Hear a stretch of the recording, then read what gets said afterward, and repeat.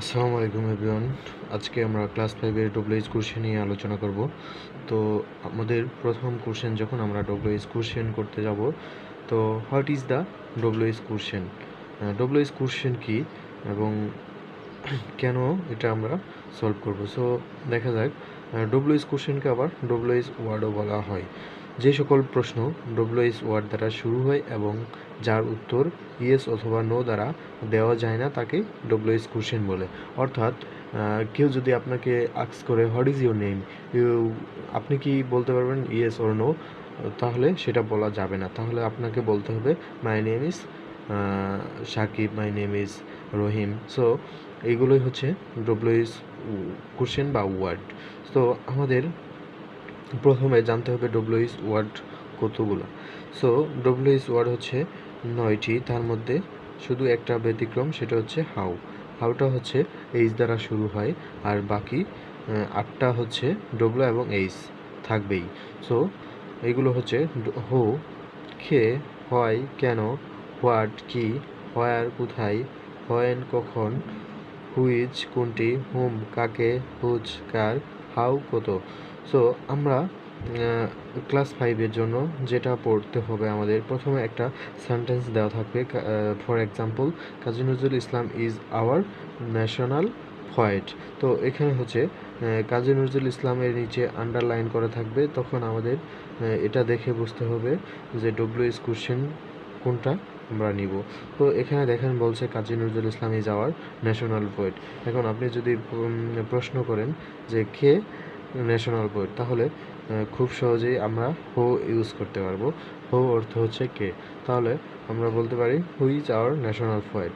তো এখন আমরা একটা স্ট্রাকচার শিখব, যে স্ট্রাকচারের মাধ্যমে খুব সহজেই ডব্লিউএইচ কোশ্চেনগুলো আমরা করতে পারবো।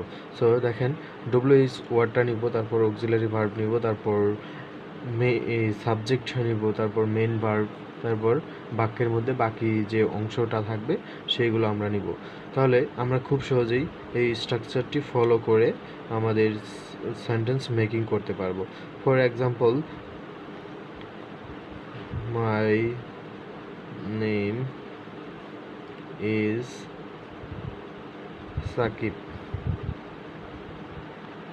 দেখেন এখানে যদি সাকিব আন্ডারলাইন করা থাকে, আমরা যদি এই স্ট্রাকচারটি ফলো করি, আমাদের কি বলা আছে ডব্লিউএইচ কোশ্চেন, তাহলে সাকিব হোয়াট ইউজ করতে পারি আমরা, হোয়াট।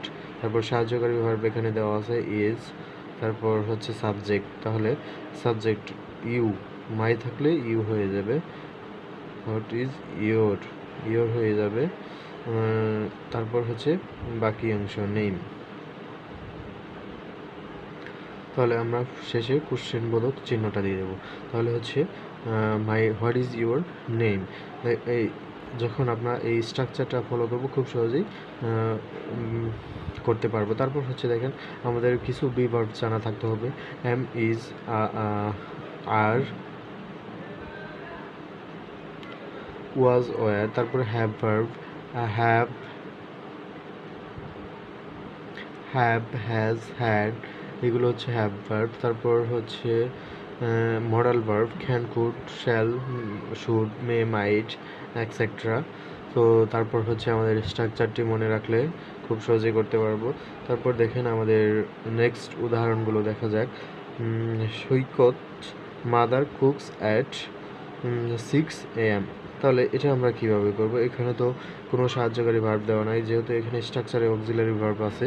তাহলে আমরা দেখেন এটা করব, স্টুডেন্ট সৈকত মাদার কুকস, এখানে কুকস এটা হচ্ছে প্রেজেন্ট টেন্স। তাহলে আমরা যখন বাক্যের মধ্যে সাহায্যকারী ভার্ব না পাবো, তখন ডু, ডিড, তারপর হচ্ছে ডাজ, এইগুলো ইউজ করব। তাহলে দেখেন এখানে হচ্ছে আমরা যেহেতু ভার্বের সাথে এস আছে, তাহলে আমরা এস যুক্ত সাহায্যকারী ভার্ব নেব। তাহলে দেখেন এখানে টাইমের নিচে আন্ডারলাইন করা আছে, তাহলে when does Saikat mother cook. তারপর এখানে যেহেতু আমরা ডাজটা নিয়েছি এস যুক্ত ভার্ব, সেক্ষেত্রে এখানে আর কুকস হবে না, কুক হবে। তারপর দেখেন Rahim comes from Dhaka, where does Rahim come from. Thank you so much. If you think that this video is meaningful, you can share with your friends.